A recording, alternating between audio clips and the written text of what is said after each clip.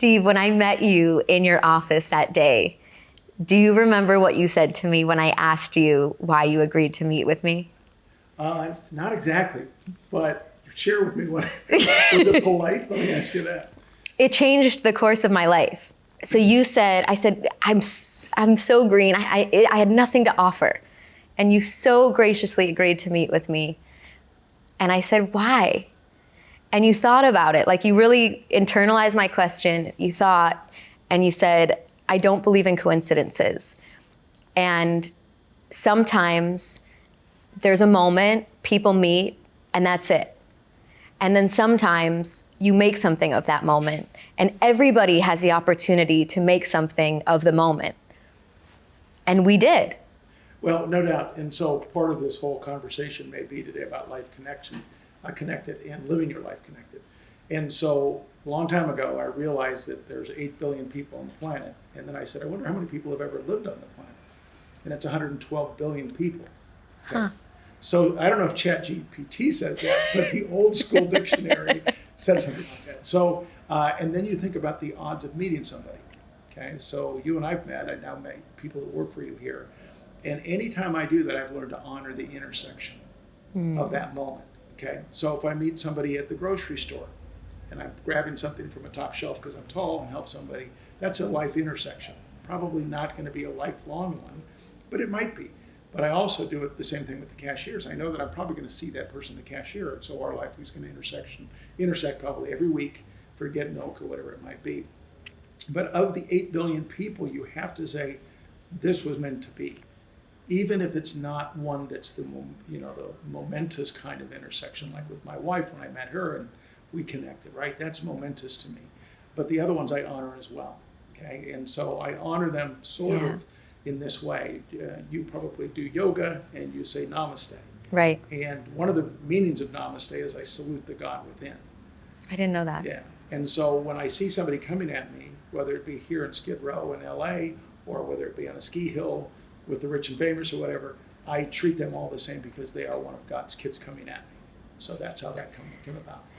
So had we had this conversation 10 years ago, if you had mentioned God, I think I would have gotten a little uncomfortable. I grew up in a Jewish but atheist household. And when I moved to Los Angeles, I looked at all of these people that I admired, whether I knew them or not. Oprah, I'd never met her. I admired her. You were besties. Right, in my mind. And all of these people believed in God, whatever God was for them. And then I met you, and you have this deep belief in God. And you were, I don't know if you know this, you were my entry point to faith because I had never met anybody who lived the way that you did. And Nice, thanks. it's true. I guess today the whole theme is living connected, and you could take connected to mean different things. Yeah. Part of connection to me is faith. And you walked around treating everybody, like you mentioned, that intersection, with such reverence, no matter what intersection or moment it was. And I watched you live, and I thought, that's who I want to be. That's what I want to, that's how I want to make people feel. Were you always like that, or did you have a moment? I have had different moments. So I grew up in a family of 5 kids, 2 brothers, 2 sisters, 2 brothers older, 2 sisters more connected, and I was the odd man out. So at home, I never really spoke. And then one day I get a bad report card, and it's about citizenship. And back in the day, they'd say, well, he talks too much. And my mom goes, it can't be Steve. It's his twin sister, Sue. No, it's Steve. He never says anything in our house. He can't be talking. But I was craving to be able to interact with people and connect with them in a very sophomoric way. I mean, I was just telling jokes and getting in trouble. So I guess I've always leaned towards that. And then in high school, I was voted the funniest person or most outlandish. I don't know what the title was. And that was because I was trying to connect in some way. Later in life, I realized the importance of individuals, not so much to make them laugh, but Maya Angelou's kind of quote, right? It doesn't matter what you say, it's how you leave them feeling. Right. And so then instead of looking to get the joke and that appreciation, you grow up and you say, hey, this isn't about me, it's about meeting one of God's kids. And then how do I make them feel, or what do I leave with them? The impression, whatever it might be. I actually don't know where you grew up. So I grew up in a little town outside of Los Angeles in a place called La Habra, Whittier. My house was in Whittier. My twin sister and I have different opinions of this. She says that she grew up in Whittier. I said I lived in Whittier, but I grew up on the mean streets of La Habra because I was a bit of a wild child within our family structure. Got it. They didn't. In fact, one time when I started having some success in my business, my mom said, "I can't believe you're doing so well." I said, "Why is that?" She goes, "We all thought you'd be in prison." Really? I wasn't bad. It was like that? No, I wasn't. I hung out with some kind of rough kids, but I just was having fun as a teenager, and that was her way of saying, good job. I'm glad you turned your life around. And you were always very close with your mom. Yeah, my mom was like the angel that God gave all of us in our family. It was like, okay. Well, my father was a drinker, was an alcoholic, and I struggled with him for a long time. And I eventually made peace after his death, about 10 years. But throughout my life, my mother was the North Star. What brought you peace 10 years after his death? Well, you know what? They always say that all of your issues in life are between 0 and 8. Some of it goes further, but you need to heal the 8-year-old. And I started going to therapy when I was going through a divorce to figure out what the heck was wrong, because I had all these things. I thought I knew who I was. And in that process of healing the 8-year-old in me, I carried around a picture of me as an 8-year-old in my wall for about 8 years. And in that process, I'd look at it and go, okay, what do we need for you today? Okay? And it took a while for me to understand it's still a process. When you grow up with an alcoholic, you have issues related to that your whole life. And we won't get into that today. But I finally got to a place where I understood my father's issues and why he was a drinker and how tough it was. And I think with any kid, they eventually start to understand their parents because they get closer, right? So when I told my daughter Courtney this, when I was going through some difficult times, I said, I'm 40 and you're 20, or whatever the age difference was. And she was 18, I think. And I was probably 50. I don't know, to make myself sound younger. But anyway, in that process, there's going to be a time when you finish school and we're closer together, and you get a job and we're closer. And my life is still kind of the same. And then you get married, and whoops, we get real close. Then you have kids, and you your first fight with your husband, and all of a sudden we're almost identical. And I talked with her this morning, and we had identical days. Really? And that's a really interesting thing. And so I tried to do that with my father and close the gap. And so that's how I did it. I started to understand, you never understand how other people walk in life. And so you get through it and you start to listen and try to think it through and read journals and go, okay, his life wasn't that easy. And he went to World War II and came back an alcoholic and a chain smoker. And, there was reasons for that. When you meet other people who have parents who dealt with addiction, do you feel like there's similarities or things that you pick up on? I can pretty much tell. Really? Yeah, but I'm very observant about stuff. I don't know, I don't have a lot of skill sets, but I can walk into a room and read the room real quick. I can read what people, like one of the things I teach salespeople or anybody going into a room for a meeting is to look around the room. Okay, and I think I talked to you about that as well, is what are they into and what makes the movement between, you got to find connection. And so if you can find a picture or something, there's a way to make a connection. The other thing is addicts are drawn to me, or I'm drawn to them. I'm not sure what it is, but I have plenty of addict friends that I visit with, that I've helped with. I don't solve the problem, but I try to be a part of their solution. There was something that you told me a while ago. Someone from your church called and said they couldn't afford to move. They needed to move. And you have a really busy schedule. Yeah. It's packed, both with professional and personal endeavors. And you said, I'm not going to pay for your move, but I'll come help you move. And I always wondered why, because you could have paid for his move. Yeah. Well, there's a self-reliance responsibility that we try to teach the members of the faith that I belong to, and try to help them. And so I help them find a better deal. So that's not the end of the story. I help them get the right deal. And then we put together a group of men and women to come and help move, just like the old barn raising days of the Midwest. And we had them moved within the day and had it loaded and packed up and got them a full tank of gas and sent them on their way, and they were able to move. But you could have had 30-year-old men help him move, and you spent your whole weekend. Well, it was a Saturday. Your Saturday. Part of how, everybody kind of helps out in the faith. But I also find whenever I do that, I connect really well with people I never would. Okay? So there's a lot of people at the church you meet them and you kind of have that interaction, but you don't really connect until you're working together and serving other people. We did on one of the television stations, I ran a series called Life Connected, and the stories are about it. It was meant to be during a difficult time before all of the racial unrest in America. I kind of hit it early, but it was about how people's lives connect no matter who they are. So I said to the talent, I said, okay, I want stories about how black and white, black and brown, straight and gay, man and woman, old and young, any story of a difference that you can look at and see, and then tell a story about how their lives connect. Mm-hmm. And 90% of them was through service, providing service to somebody. Food bank, clothing store, teaching at their kids' school, whatever it might have been. And when you start to say, okay, why is that the biggest connection? It's because everything else drops. It doesn't matter. It's like when I play basketball. They don't care that I'm a 90-year-old white guy. Mm-hmm. If I can put the ball in the hoop, you're in. That's all they care about. And in service, it's the same thing. They don't care. For anybody listening, he's not 90. The 30-year-olds I play with would beg to differ. Yeah. But I mean, and it's true. And that's the way life is. Right.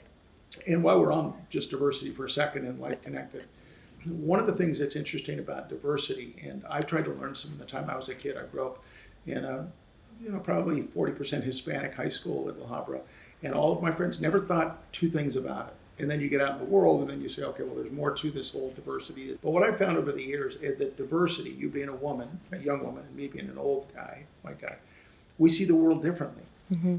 And a black person and a white person are going to see it differently. And we have to know how that other person sees it. Otherwise, you don't have 360 vision, you just have yours. And so diversity has to be celebrated that person has something I don't because of their walk. Okay, and so when I get upset when people go, oh, we got to talk about diversity. I said, dude, talk about it. Are you getting me?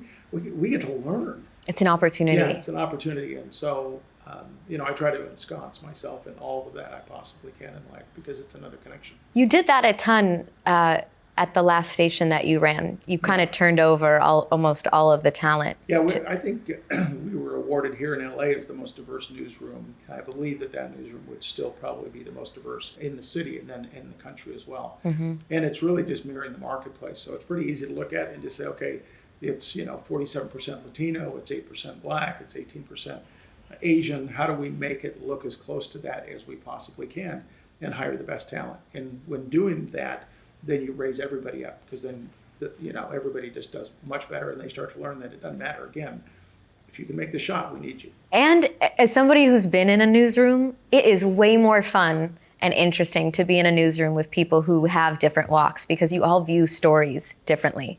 Oh yeah. Yeah, I think it's it adds so much to the stories that you're telling. Yeah. The segments. There's an interesting thing about diversity as well. There's 8 billion people, right? Nobody has the same fingerprints. So right. Everything you touch in life is your mark, which is interesting. Your footprints are uniquely yours. So wherever you walk in life, that's your journey.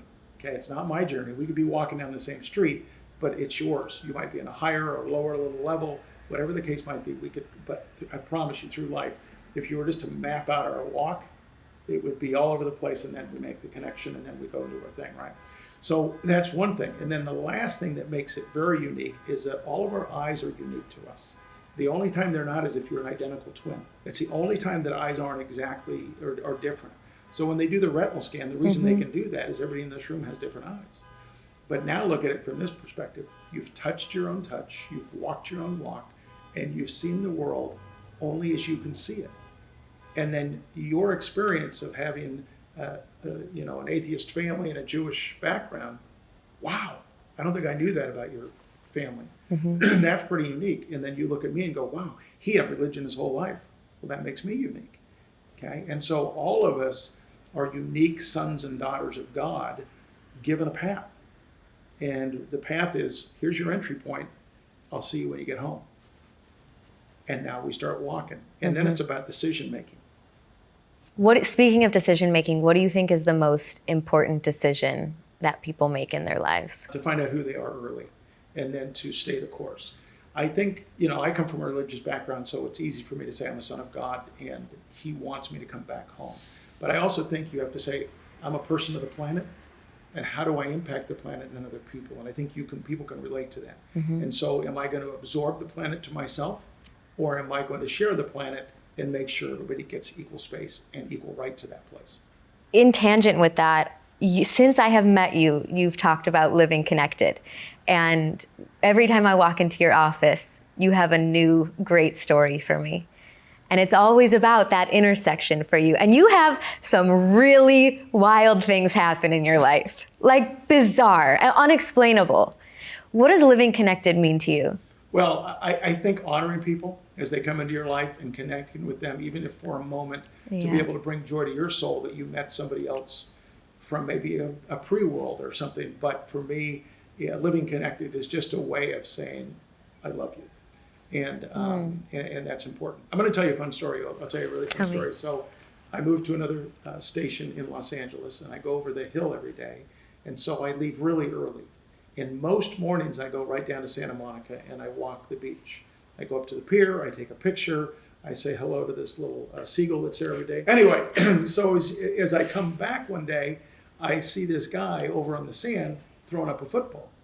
And I have no idea who this guy is, but I'm maybe 10 yards away. I go, dude, I'm open. And he looks at me, I go, I'm open. So he throws me the football.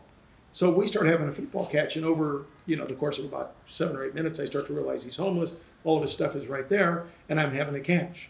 Okay, so I say, listen, I gotta go, and I throw the ball back, and I leave. And next day I come by, he's not there. The following day, not thinking about him, I hear this, hey, are you open?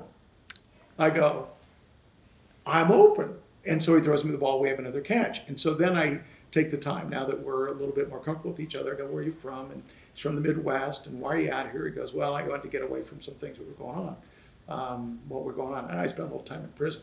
Oh, why were you in prison? I took a few things. Okay, jail is a few things. Prison is a lot of things. He goes, I took a lot of things. Okay? And he's a little off, and so we start talking, and I go, what's your name? He goes, I'm too fast. I go, dude, what does that mean? He goes, you can't catch me. And I went in this whole thing. He's a little off, but he was like, it was all football. I could have been in the NFL and all this. And I said, well, okay. I go, I guess I'm too slow. He goes, what do you mean? I go, I'm not running from you too fast. And so then some worker guy came up that knows him and kind of cleans the beach. And all of a sudden he goes, why are you playing catch with I'm too fast? You know this guy? And he goes, yeah. And I go, because he's catching all my passes. And he goes, never catches mine. I said, I think it's a you problem. I love that. So we had fun. So, a couple days later I see, and then I said, listen, I know you go on the street. It's a you problem. I said, I know you live on the street, and you go by on the street. I'm too fast, but I'm Steve. What's your real name? He goes, I'm too fast. I go, okay. Then he said, Rick. And I go, okay, Rick. So we leave, and the next day or two, I'm walking down the beach further down, and he's going through some trash and getting some trash. And I go, hey, Rick, I'm open. He goes, I'm busy. No way. Because I'm working.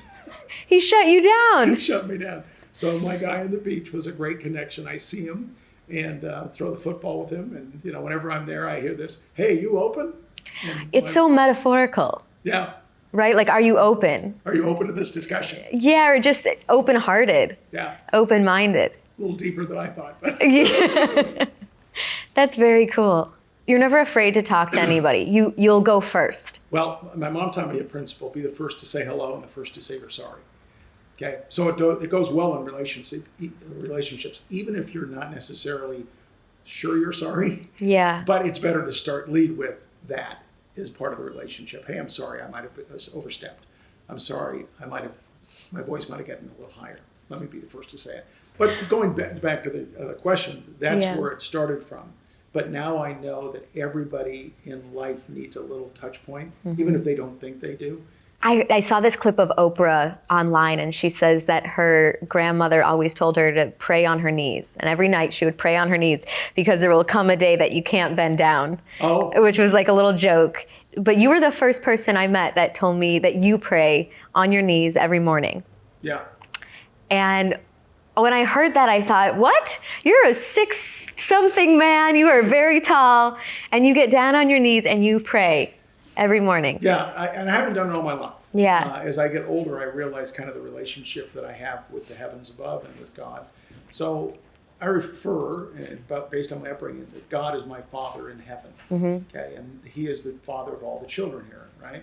So it's the one ultimate connection that you can have every day, but you have to learn to listen at a different tone, right? So the frequencies of life, you can hear my voice, okay? But the frequencies of God, you have to listen with your heart, and you have to be able to express yourself and then be calm enough to listen back. So a lot of times in the Old Testament and the New Testament scriptures, you always hear people going up to a high place. And in the Jewish faith, Moses went up and got the Ten Commandments up on it. And so there's something about getting up and away from the earthly experience that we have here, is it's noisy. And the way you do it is through, a lot of people meditate and they get away from it. I've always felt that whenever I go up to the mountains and I can go walking in the mountains by myself, you just feel like you're away from the noise, and that's what prayer does. Now, I will, when we talked, and I said that I try to do my prayers morning and night on my knees. At night, I do it probably 90% of the time. In the mornings, I'm probably about 40%, because there's a lot of times that I'll sit in the car. I've now got a new routine, and I get everything ready because I'm in a hurry to get over the hill, and then I'll sit for 5 minutes and have that prayer there. And then when I come home, there's a lot of prayers during the day. You just try to do your best, and God knows, and we're all just, it's an interesting thing. Nobody gets out with the headwinds, without uphill battles, and without moments when you have to pivot. Yeah. Okay, and everybody has to do that. And so part of the process is that, right? You only grow, and you only sail, by the way, with winds. You need winds in your life to sail. And so some of them are in front of you, and some of them are the tailwinds that push you. And that's life. And, the whole process of faith, honestly, is, Ted Lasso taught us the word believe.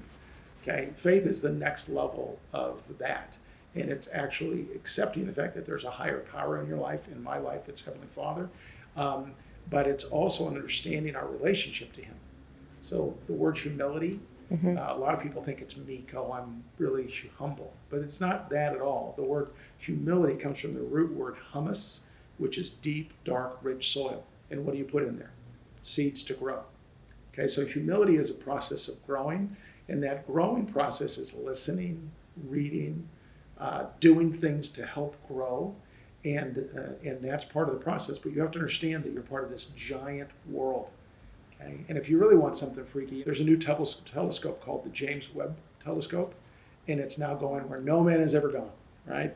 It's the Star Trek of our time, and it sees all these gorgeous pictures of galaxies we didn't know existed, and they turned it around back at Earth, and we're in this little dot.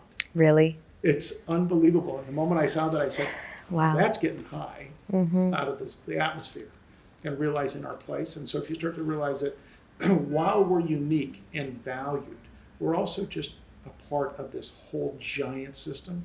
So if you can't get humble thinking of that and say, I got to grow and learn and see what else is out there in my life, it's a metaphor for growing in life as well.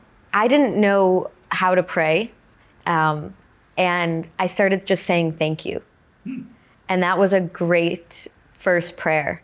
Yeah. Do you have any tips for people? Well, I think however you do it, and I'm not going to put my dogma, but I'll tell you how I do it. Heavenly Father. I address Him as my Father.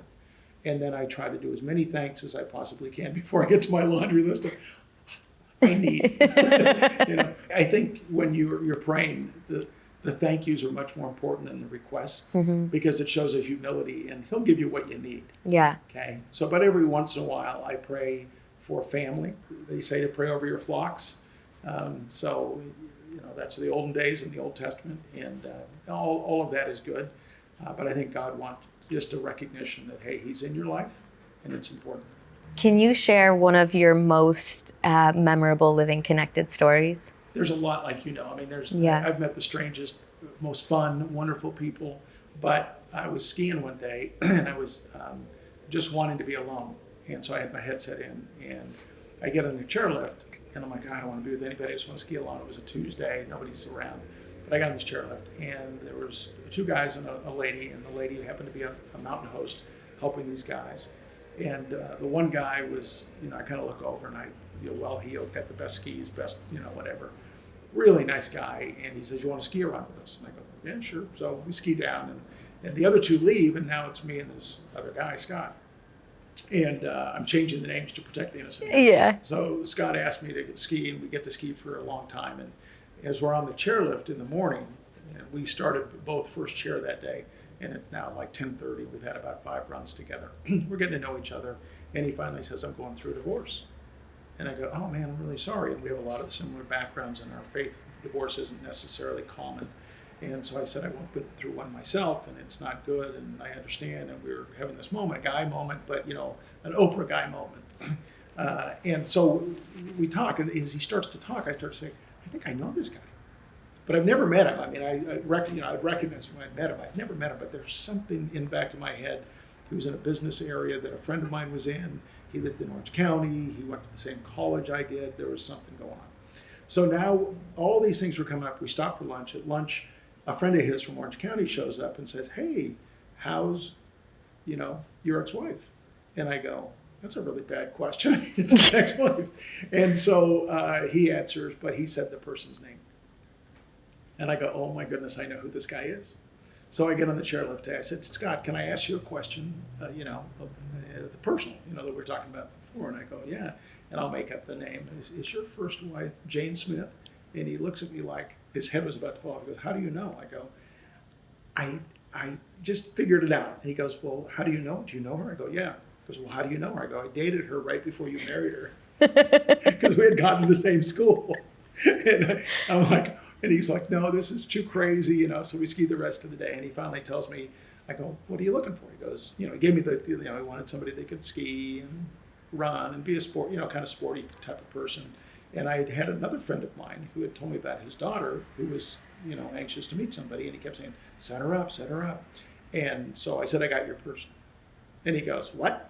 I go, you just want this, this, and this, right? And she has to be cute? He goes, yeah. I go, I got her. And he goes, no way. So I said, here's the number, give her a call. So, and I'm thinking, like, it's the perfect match. He never calls her. And so I call him up. I go, well, Scott, what are you doing? I go, I gave you the best name in the world. And I won't tell you what else I told him. But I just said, call her. And I did say this to him. I said, if it doesn't work out, I'll pay for the day. So he calls her up. 18 months later, they got married. So you meet a random guy on a chairlift. You happen to have dated his ex-wife, and then you set him up with his current wife. I got that kind of stuff. All in a day's work. So I think some people could look at that and say, that's a lot of connection, but also maybe some coincidence. Oh, and you don't feel that way. Kind of hit. No, I listen, there is some coincidence, but if my theory is right, that God knows my path and he knows Steve's path, and he knew this other person's path, right? Couldn't he all put us together? This whole idea. And you told me about a baseball player who ended up getting sick. Yeah. And then I don't quite remember the exact story. Will you share it? Yeah, I was a second baseman for, I hope it's the right story because there's a couple baseball player stories that I tell. But this baseball player played for the Philadelphia Phillies. Yeah. I'm trying to remember the story now myself. So it was. Is it the one where he met the kid? And well, no, someone was sick and ended up giving, he saved his life. He gave him platelets or something. Yeah, that's the story, and I'm trying to remember the player's name. Oh, you don't have to cite the name. It's a wild story. Yeah, I can't remember the whole story. I've got it written in my notes, and I can't remember. Don't worry. Hold on. We can come back to it. He was Philadelphia, and he came to the Dodgers and played 2 seasons as a second baseman for the Dodgers, but I can't remember how the kid and he connected. And met. It was his favorite player growing up. Man, I can't believe my... We'll remember it. I am 90. We had so many good stories. Yeah, it's okay. No, sorry. So people often ask me the best career advice I've ever gotten, and I always cite you. And when I was in Chicago doing the morning show, you called me to check in on me one day. And I said, I'm just kind of freaked out that I moved home and I feel like maybe I took 10 steps back. And you said, if you don't build roots when you're young, you'll tip over when you're old. Powerful. Really powerful. And I love a good roots and tree analogy. Yeah. But why was that something that was important for you? Like I said, my dad and I were not close. Yeah. But he said to me, just when you get into a business, stay in that business. He moved around a little bit and build your roots in that business. Mm-hmm. And so even when I wanted to leave for a better offer outside of the industry of broadcasting, I stayed in it, and it proved to be the long game. as opposed to I'm going to go make more money in a different game and keep moving around like that. I often tell the story about different kinds of trees.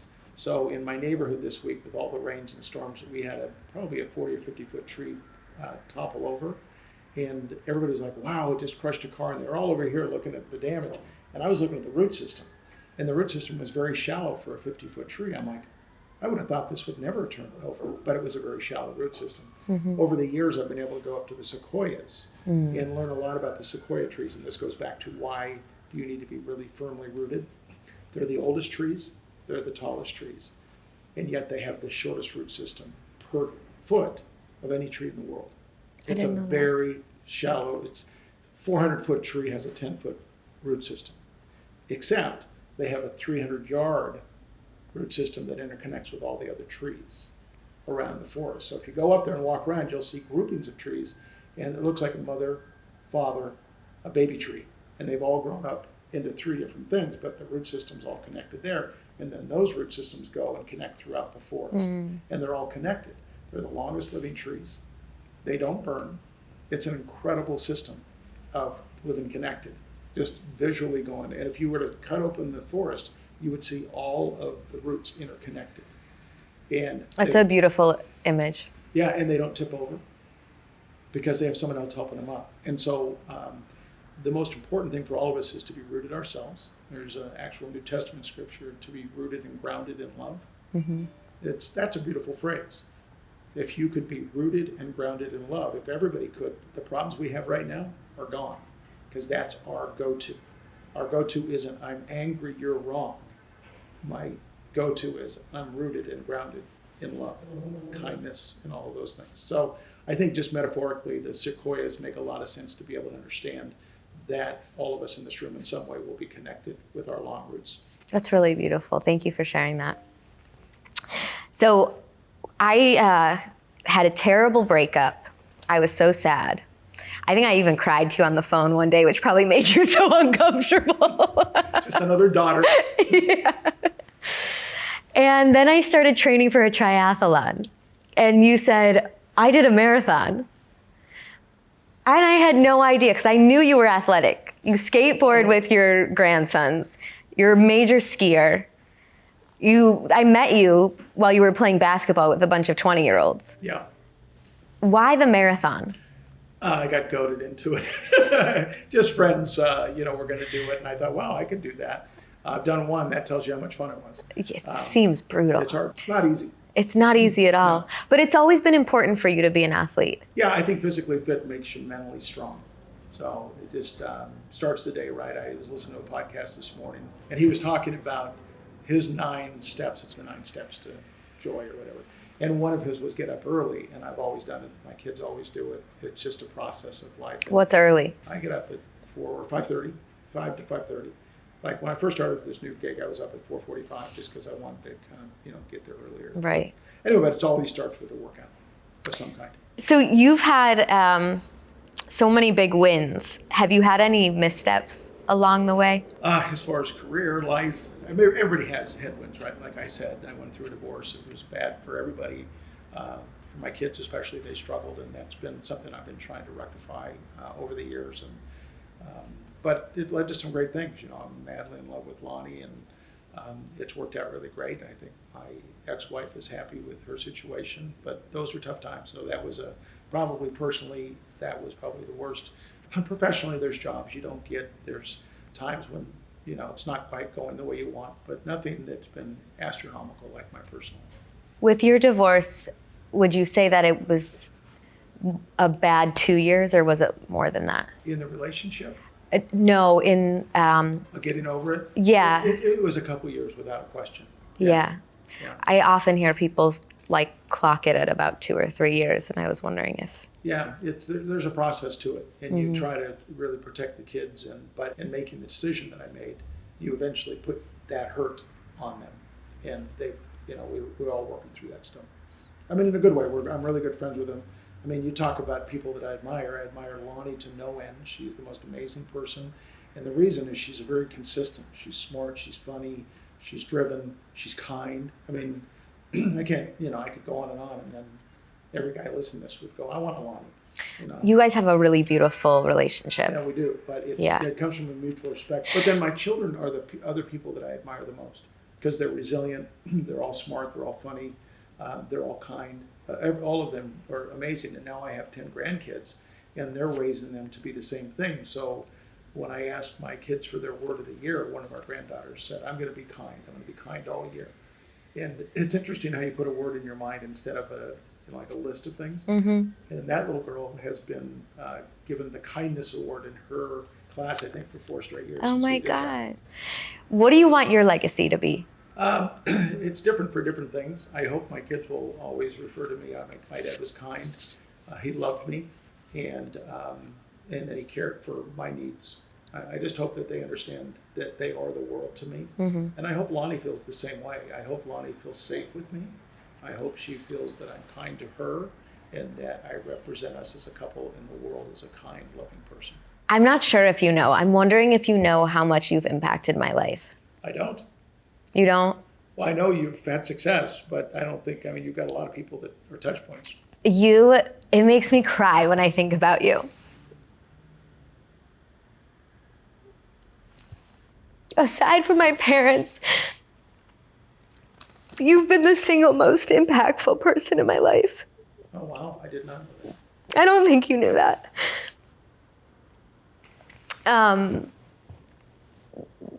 I love the way you live. You live your life with, I've never met anybody like you. And I went to your retirement party. And I thought that you and I had a special bond. And there were so many people there that felt the exact same way. And I left thinking, that is a life well lived. You really just did it. That's very kind. It was incredible. I've never seen anything like that. At every intersection, you have a way with people. And I don't know if I've ever gotten to thank you. And you changed I said this in the intro, but the story I tell people when I met you is that I was so excited that I met the GM of NBC, and I thought, oh, maybe he would hire me and he could change my career. And you changed my life. It was so much more profound because I saw the way you lived, and I've never seen anybody live like you. I'll stop crying now. But I want to, I've always wanted to tell you that. Oh, thank you. So thank you. So thank you. You're more than welcome. You've done it all on your own. I have. A little, lift. I'm happy. But I do love people. And, one of the things I hope my team will remember and wherever I've worked is that I've led with vision and with joy. And that their life is joyous when we work together and it's not just a job. Yeah. So I think that's what you feel is they may not have felt that before from a boss. You give people such support. And I think everybody, especially in LA, is looking for support. Yeah, that's interesting. Yeah. I also have another one that my kids will say as far as a phrase I always use. Yeah. You don't ask, you don't get. I like that. My mom always said that. Yeah. Okay, we have a rapid fire. Okay. A word or a mantra that is meaningful to you. Kind. A recent discovery that you wish you knew about earlier. Oh. Hair transplants.